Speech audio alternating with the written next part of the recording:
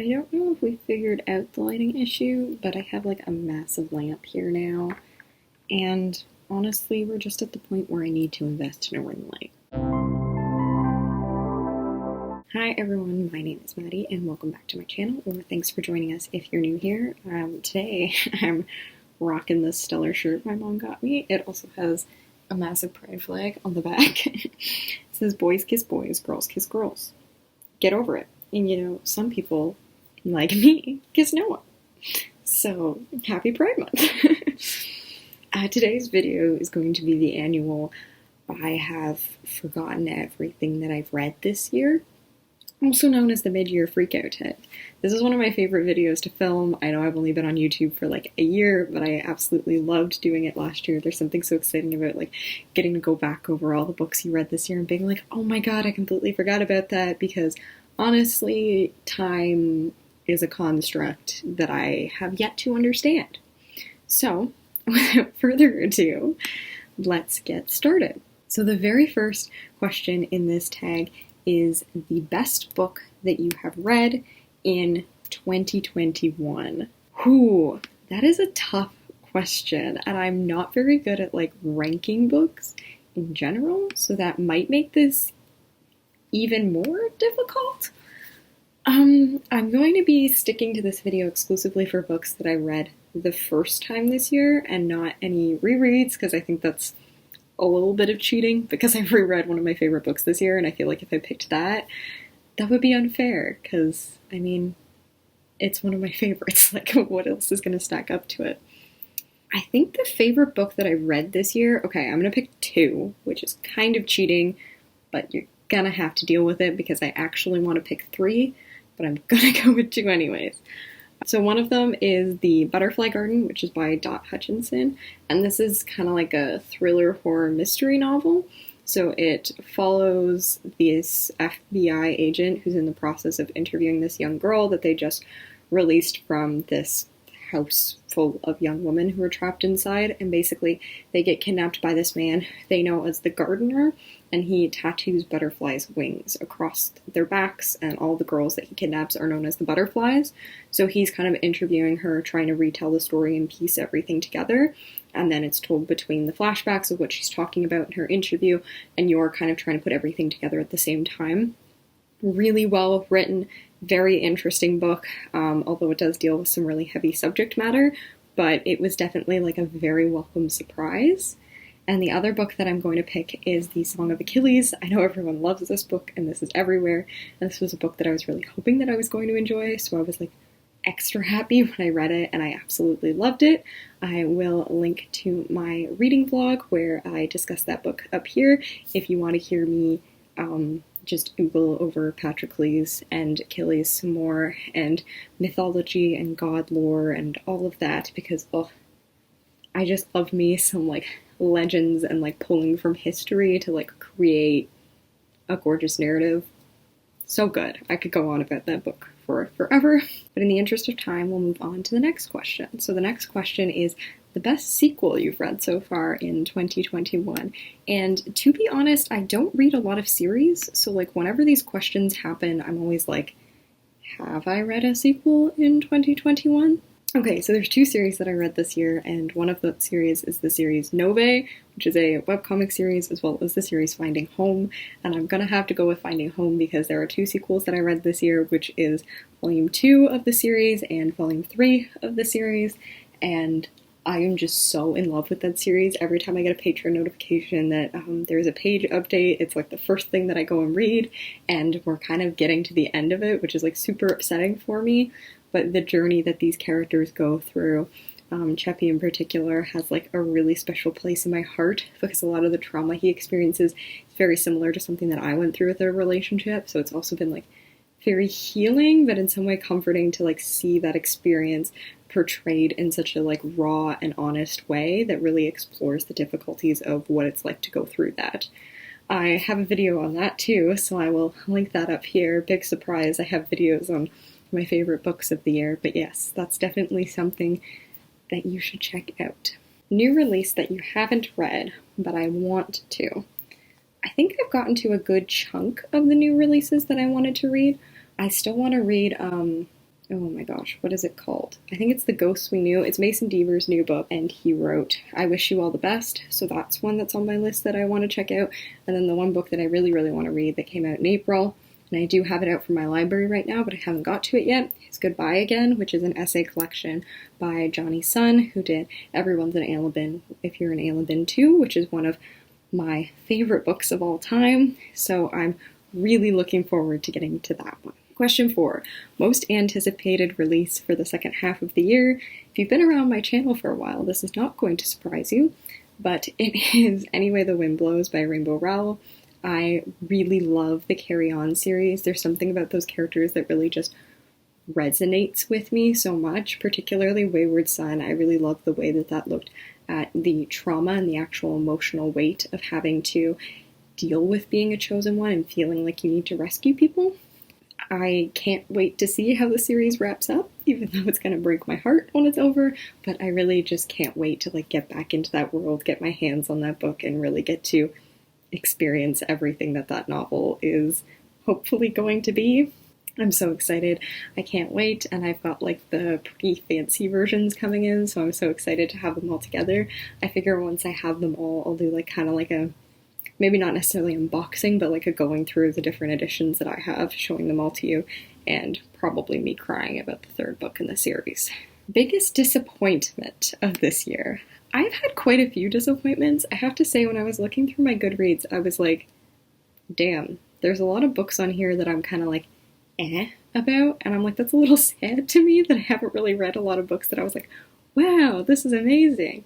But I think the biggest disappointment to me was Sayaka Murata's book, Earthlings, and it's about this girl who has these kind of magical abilities, and her cousin is supposedly this guy from space, and she's kind of trying to figure out where she fits in the world. And it really started out well with these strong ideas about society kind of forcing you to fit the norms, forcing you into this world that you don't necessarily fit into. And with her husband being asexual, I thought there was going to be some really interesting narratives going on there.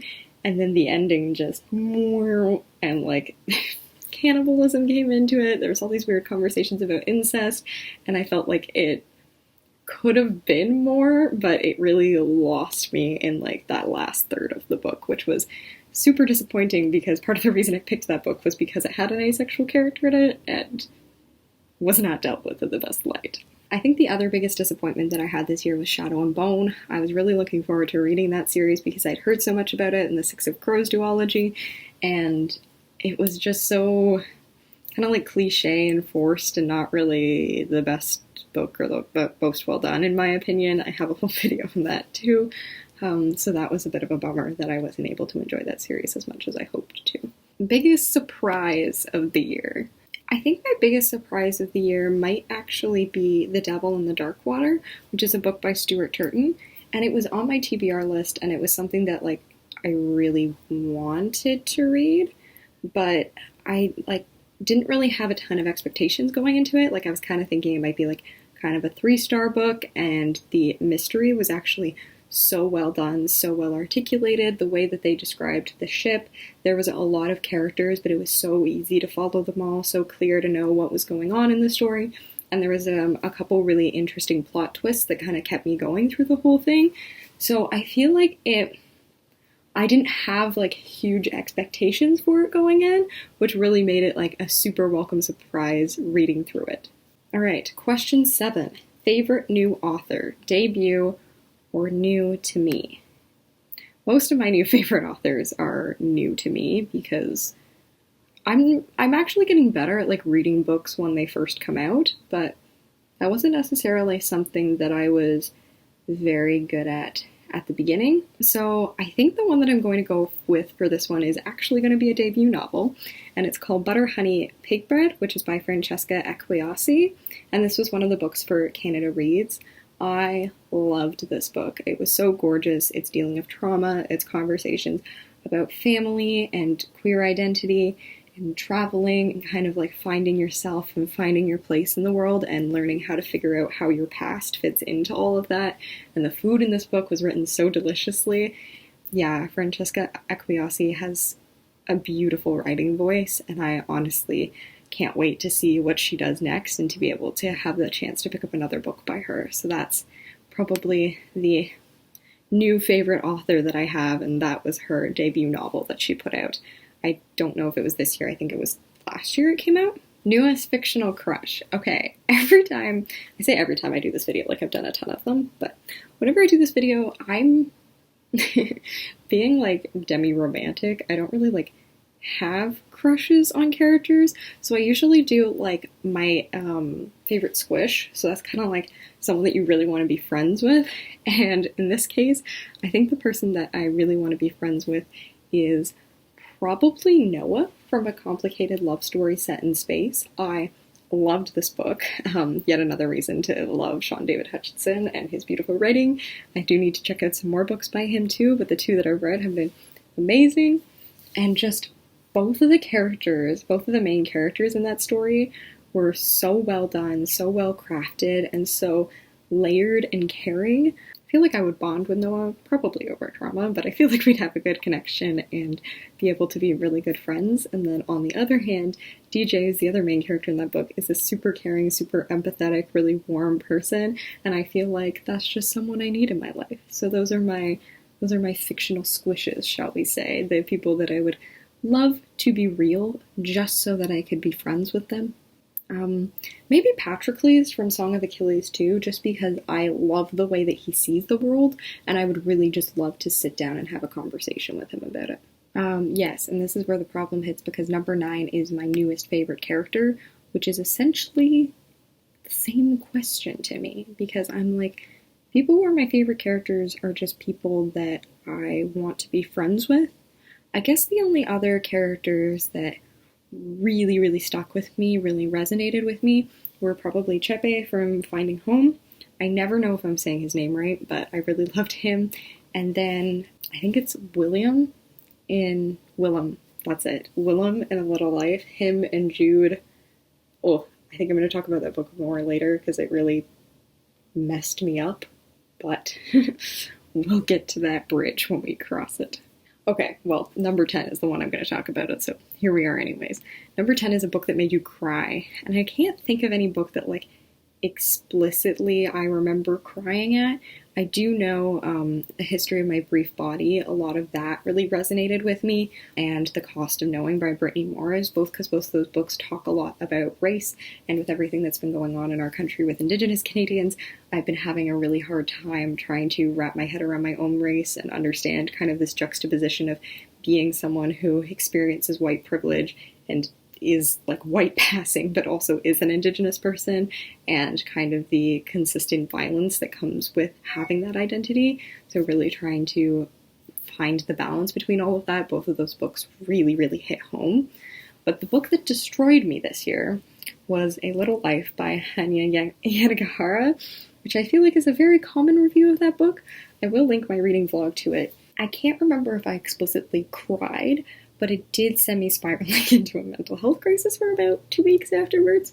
So as much as I loved that book, I loved the characters. It was so well put together. It did not feel like 800 pages. It's also a book that I wouldn't recommend to people because it is incredibly triggering and has some very, very heavy and difficult content.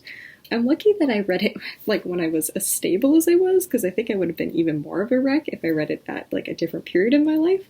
But yeah, that book was heavy. It was a lot, and I just wished I could have made things better for them, but we're going to stop talking about that before I start crying on camera. A book that made me happy.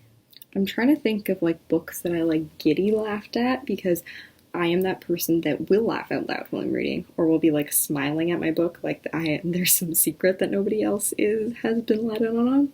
I think the book that probably did that for me this year would be A Complicated Love Story Set in Space, which I know that I touched on before, but to give you a better idea of the plot, essentially Noah wakes up on this spaceship called Curiosity. Well, he wakes up outside the spaceship, and him and DJ and Jenny are all trapped on the spaceship, and they don't really know what's going on. This book was really well done. There was the great plot twist. There was so much about like the characters and their history and like bringing them together and helping them understand each other, and I just fell in love with like the world, that he created, some of like the queer theory aspects that came in it, and especially just those characters. They were so easy to root for, and I feel like that was a book that I finished and I just felt like whole afterwards. So definitely would recommend that book. Put a huge smile on my face. Probably out of like books that were released this year, that's probably my favorite one so far. Okay, the next one is most beautiful book that you've bought this year or received. I have not been able to do much book shopping this year because of the pandemic. I'm supposed to go book shopping this weekend, so this answer might change. But just to like go through the covers and kind of pick one. Okay, I think what I'm going to do is I'm going to pick Finding Home again for this, just because of how gorgeous the artwork. Particularly, I want to put up the cover for Volume 3, which is The Prince. Just this like juxtaposition of the like line down the middle and the separate parts of Cheppy's life coming together, and that's something that is done so well in the comic. There is a series where there's a scene where two characters kiss, and kind of a flashback that the one character is going through is like superimposed over it, so that's really this idea of being trapped both in the real world and in the past, and that's something that I war with a lot based on my own experiences. So to see that represented so gorgeously visually is amazing. It's a reason I subscribe to this on Patreon, and I am always going back and rereading as the updates come out on Tapas too. If they put together another Kickstarter for this, for the Volume 4, I will definitely try and get physical copies of all of these books so I can just stare at their beautiful glossy print and just be in love with them. All right, last question. What books do you need to read by the end of the year? I hate this question because there's a lot of books that I need to read. I was just looking at my TBR in anticipation of going to the bookstore this weekend to try and pick which books I want to read. I definitely think Goodbye Again is one that I need to read, and Any Way the Wind Blows, which is the other one that I was talking about that I'm looking forward to this year. Besides that, I think it's just stuff that I have kicking around on my bookshelf for forever, and then whatever I pick up on Sunday. So honestly, the goal right now is just to stay on top of my Goodreads reading challenge, because apparently I'm 3 books behind and I don't even know how that happened. So we'll see. Wish me luck. I'll keep you all updated on the journey, and I hope you guys enjoyed this video. If you want to follow my Goodreads or my art Instagram, they will be linked below as always. Otherwise, make sure you like, comment, and subscribe, and ring that bell so you get notifications when I make new videos. Thanks so much for coming along on this journey with me and being patient when I drop off the face of the earth sometimes. So it's been a wild journey to think that this is my second time already doing this video. It feels like it's flown by, and I'm so grateful that you're all on this ride with me. So until the next video, stay kind.